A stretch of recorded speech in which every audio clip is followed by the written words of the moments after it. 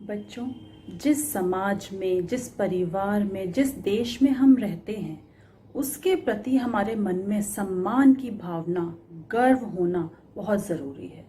क्योंकि जब तक हमें अपने परिवार, समाज और देश पर विश्वास नहीं होगा, उससे प्रेम नहीं होगा, तब तक हमारे अंदर उसके प्रति समर्पण की भावना नहीं आएगी। समर्पण की भावना आना इसलिए ज़रूरी है कि ताकि कभी भी हमारे परिवार, समाज या देश को हमारी ज़रूरत पड़े तो हम हमेशा मदद करने के लिए तैयार रहें। तो आज मैं चित्रा बंसल, आपकी हिंदी की टीचर, आपकी हिंदी की पुस्तक उल्लास की जो कविता पढ़ाने जा रही हूँ, उसमें कवि बाल कृष्ण शर्मा नवीन जी ने अपने भारत की विशेषताओं का किस तरह से गुणगान किया है, हमें उनका परिचय दिया है, ये हम सब देखेंगे और यह जानेंगे कि हमारी भारत की संस्कृति कितनी प्राचीन और महान है कि पूरा विश्व उसकी महानता के गुणगान गाता है। कविता का शीर्षक है हिंदुस्तान हमारा है। तो आइए यह देशभक्ति कविता पढ़ते हैं और समझते हैं कि कवि बाल कृष्ण शर्मा नवीन अपने देश पर किस तरह से गर्व महसूस कर रहे हैं। तो पहले हम इस कविता को पढ़ेंगे और आप सब ने बोल बोल कर पढ़ना है।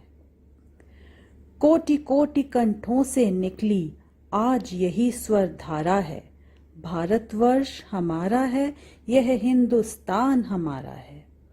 जिस दिन सबसे पहले जागे नव सृजन के स्वप्न घने, जिस दिन देश काल के दो दो विस्तृत विमल वितान तने, जिस दिन नभ में तारे छिटके, जिस दिन सूरज चांद बने, तब से है यह देश हमारा, यह अभिमान हमारा है।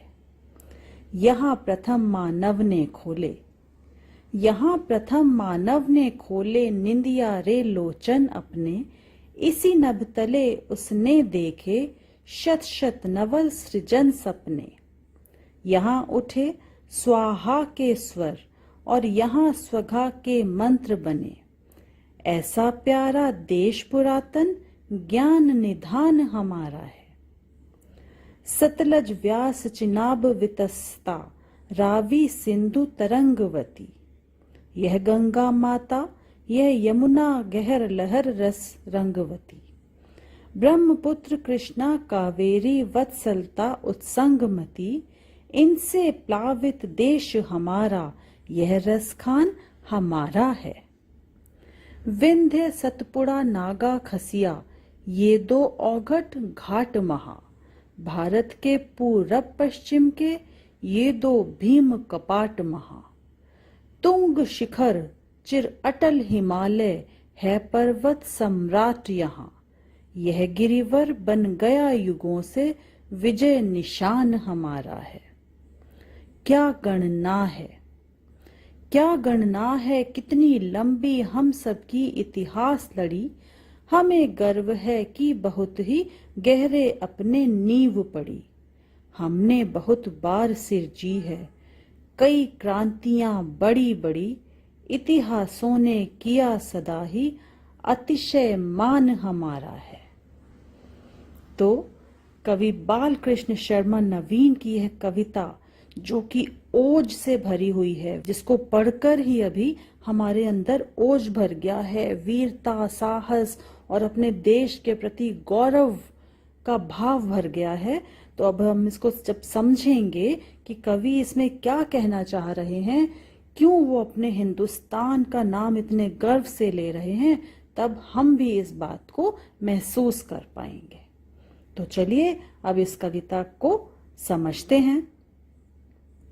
कोटि कोटि कंठों से निकली आज यही स्वर धारा है। कोटि कोटि मतलब करोड़ों, जो भारत देश के निवासी हैं, देशवासी, वो करोड़ों हैं और करोड़ों कंठों से यही स्वर निकल रहा है, यही आवाज एक साथ निकल रही है कि भारतवर्ष हमारा है, यह हिंदुस्तान हमारा है।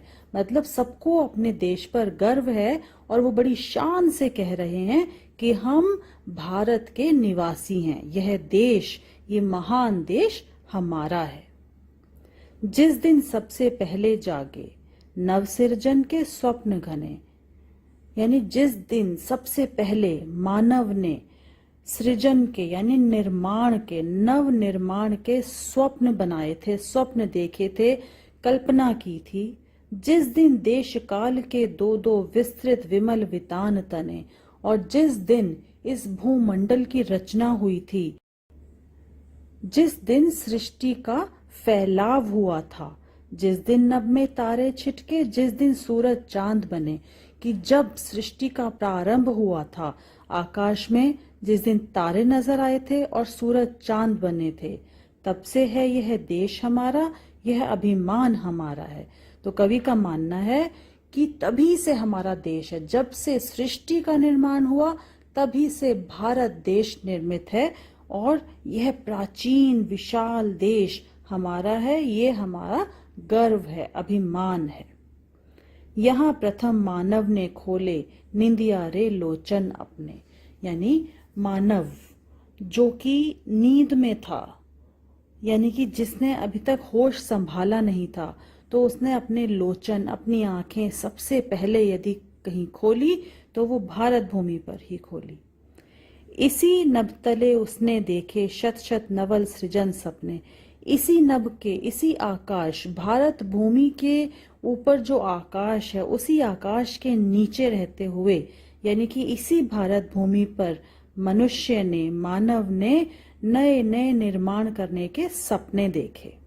यहाँ उठे स्वाहा के स्वर और यहाँ स्वधा के मंत्र बने, यानी कि सबके हित के लिए कार्य करने की भावना भी यहीं पैदा हुई, और यहीं से ऐसे शब्द सृजित हुए, ऐसे मंत्र सृजित हुए जिनमें सभी के कल्याण का भाव छिपा हुआ था। ऐसा प्यारा देश पुरातन, पुरातन मतलब पुराना, ज्ञान निधान हमारा है, यानी कि ज्ञान से भरपूर भारतवर्ष को ही विश्व गुरु माना जाता था। क्यों? क्योंकि यहाँ जो ज्ञान सृजित हुआ, हमारे ऋषियों ने, महापुरुषों ने जिस ज्ञान को खोज निकाला, वो ज्ञान इसी भारत भूमि पर सृजित हुआ, और उसके बाद पूरे विश्व ने हमसे वो ज्ञान प्राप्त किया। सतलज व्यास चिनाब वितस्ता रावी सिंधु तरंगवती। अब इस पद में सभी नदियों का वर्णन है, सभी नदियों के, विभिन्न नदियों के कवि ने नाम बताए हैं कि ये नदियां इतनी पवित्र, इतनी विशाल, इतनी माता तुल्य नदियां हमारी भारत भूमि पर बहती हैं। तो ये सब नदियों के नाम है, सतलज, व्यास, चिनाब, वितस्ता, रावी, सिंधु, तरंगवती। यह गंगा माता, यह यमुना लहर गहर रस रंगवती। तो जो गंगा, जिसको हम माता के समान मानते हैं, यमुना जो कि लहरती हुई इधर से उधर बहती है, ब्रह्मपुत्र, कृष्णा, कावेरी, वत्सलता उत्संगमती। वत्सलता मतलब वात्सल्य से, माँ की ममता से भरी हुई, उमंग से इधर उधर बहती हैं। इनसे प्लावित देश हमारा, यह रसखान हमारा है। तो इन विभिन्न नदियों से ही हमारा देश पुष्पित हो रहा है, फल फूल रहा है, पूरे देश की मिट्टी को इनसे पोषण मिलता है, और उन्हीं से पैदा होने वाला अन्न खाकर हम सब पलते हैं, हमारा पेट भरता है, हमारा जीवन चलता है। तो इस तरह से हमारा देश अलग अलग नदियों के प्रेम से कितना उपजाऊ बनता है। अनेक प्रकार के अन्न, अनेक प्रकार के फल, सब्जियां, अन्न हमारे खेतों में पैदा होते हैं। तो हम कितने सौभाग्यशाली हैं कि इतनी सारी माता तुल्य नदियों का आशीर्वाद हम सबको मिला हुआ है। विंध्य, सतपुड़ा, नागा, खसिया, ये दो औघट घाट महा। अब यहाँ पर कवि, पहले तो उन्होंने नदियों के बारे में बताया हमें, और अब वो बता रहे हैं कि हमारे देश में और क्या क्या है।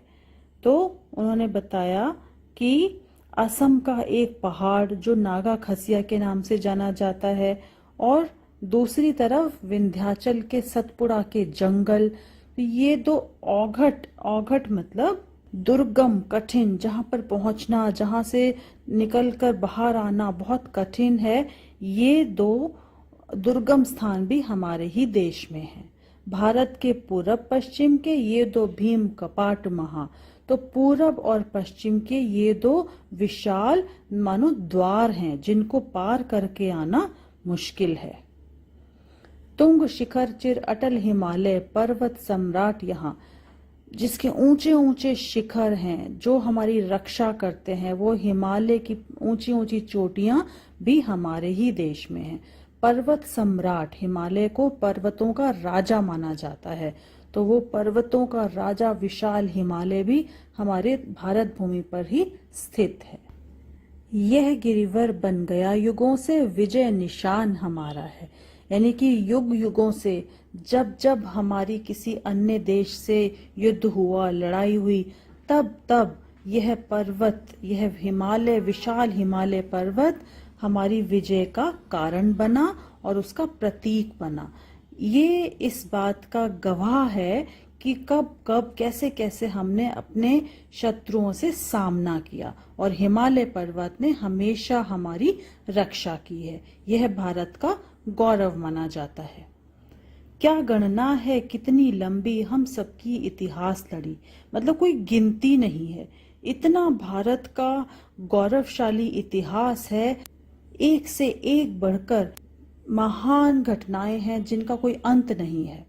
हमें गर्व है कि बहुत ही गहरे अपनी नींव पड़ी है, यानी हमें इस बात पर गर्व है कि हमारी जो नींव है, जैसे किसी इमारत की नींव मजबूत होगी तभी वो इमारत मजबूत होगी, तो इसी तरह से क्योंकि भारत का इतिहास गौरवशाली है तो हमें इस बात का गर्व है कि हम ऐसे देश के नागरिक हैं जिसकी नींव बहुत गहरी और मजबूत डाली गई है।